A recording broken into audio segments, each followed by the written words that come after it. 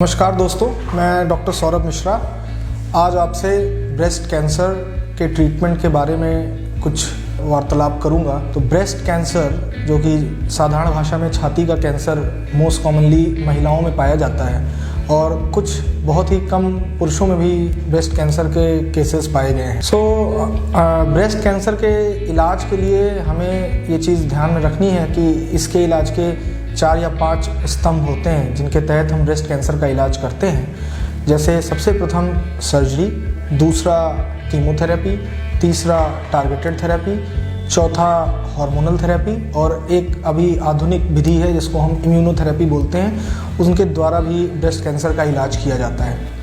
मैं ये बताना चाहता हूँ कि ब्रेस्ट कैंसर का संपूर्ण इलाज सिर्फ एक तरीके से नहीं किया जाता है। एक मल्टीडिसिप्लिनरी टीम के डिस्कशन के बाद इन सभी मेथड्स का यूज़ किया जाता है, जिसमें सर्जरी और दवाओं का और रेडिएशन थेरेपी का यूज़ करके एक ब्रेस्ट कैंसर का संपूर्ण इलाज करते हैं। मैं इन्हीं बिंदुओं को थोड़ा सा संक्षेप में अगले 3-4 मिनट में आपको बताऊंगा। और जिसमें सबसे पहला है सर्जरी। ब्रेस्ट कैंसर की सर्जरी बहुत पहले वर्षों से एक पद्धति से चलती आ रही है और विज्ञान के धीरे धीरे इवॉल्व होने से उसमें सर्जरी की नई नई पद्धतियाँ आई हैं, जिसमें breast conservation surgery, total mastectomy और ब्रेस्ट ऑन्कोप्लास्टी, ये 3-4 नई आधुनिक विधियाँ भी ऐड हुई हैं जिनके द्वारा हम ब्रेस्ट कैंसर के मरीजों का संपूर्ण इलाज और नया ब्रेस्ट बनाने का भी उसमें प्रयोजन होता है। दूसरा, सर्जरी हो जाने से ही ब्रेस्ट कैंसर का संपूर्ण इलाज नहीं होता है। हमें सर्जरी के बाद अन्य तरीके भी अपनाने होते हैं ताकि हम ब्रेस्ट कैंसर को जड़ से उखाड़ सकें, जिसमें सबसे महत्वपूर्ण स्थान दवाओं का है, जिनका दवाओं में सबसे पहले मैं कीमोथेरेपी की बात करूँगा। कीमोथेरेपी एक तरह के रसायन होते हैं जो कि ग्लूकोज में घोल के मरीज को नस के द्वारा या कीमोपोर्ट के द्वारा दिए जाते हैं और इसमें देने का एक तरीका होता है। एक विशेष प्रोटोकॉल के तहत ऑन्कोलॉजिस्ट के गाइडेंस में ये दिया जाता है और एक नियमित अंतराल के बाद साइकिल्स चलाई जाती हैं और हर बीमारी की स्टेज के हिसाब से उनके समय का, उनके ड्यूरेशन का, उनके साइकिल्स का निर्धारण होता है।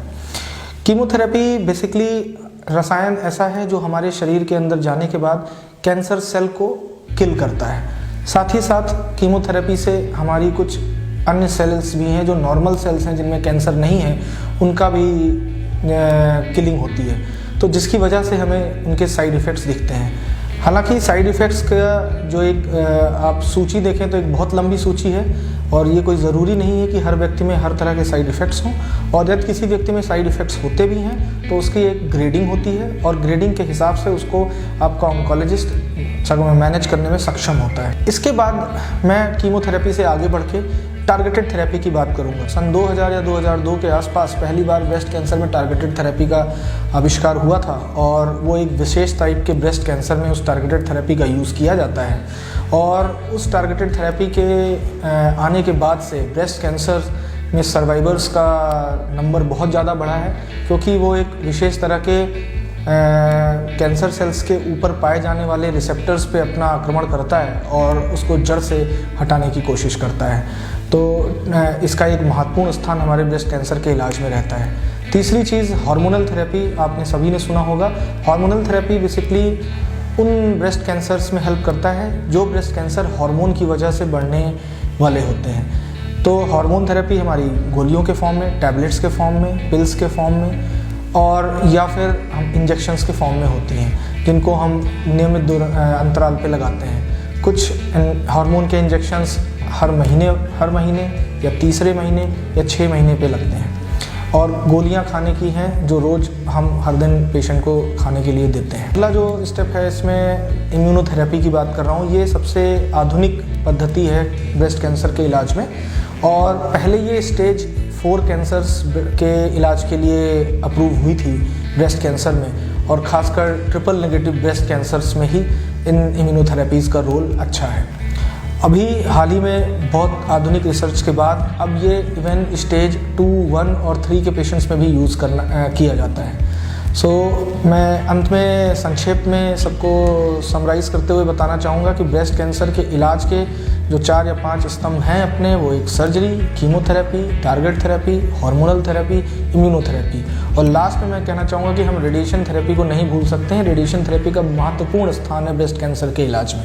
रेडिएशन थेरेपी बेसिकली एक विकिरण विधि से इलाज किया जाता है और इसमें एक निश्चित एरिया को आफ्टर सीटी स्कैन के द्वारा उसका एरिया निर्धारण करके और मशीन के द्वारा मरीज के ऑपरेशन के बाद उस स्थान पे रेडिएशन किया जाता है, जिसको हम हर दिन कुछ क्षणों के लिए, कुछ पलों के लिए मरीज को मशीन पे ले जाते हैं और वहाँ पे विकिरण दिया जाता है और अगले करीब 5 से 6 हफ्ते तक ये विकिरण की प्रक्रिया चलती है, जिनके साइड इफ़ेक्ट्स लोकल होते हैं क्योंकि इनकी वजह से आसपास के स्किन में थोड़ा बहुत बदलाव आता है, थोड़ा बहुत जलन हो सकती है, थोड़ा बहुत दर्द वगैरह हो सकता है। हालांकि कोई और विशेष इसके साइड इफ़ेक्ट्स नहीं होते। धन्यवाद।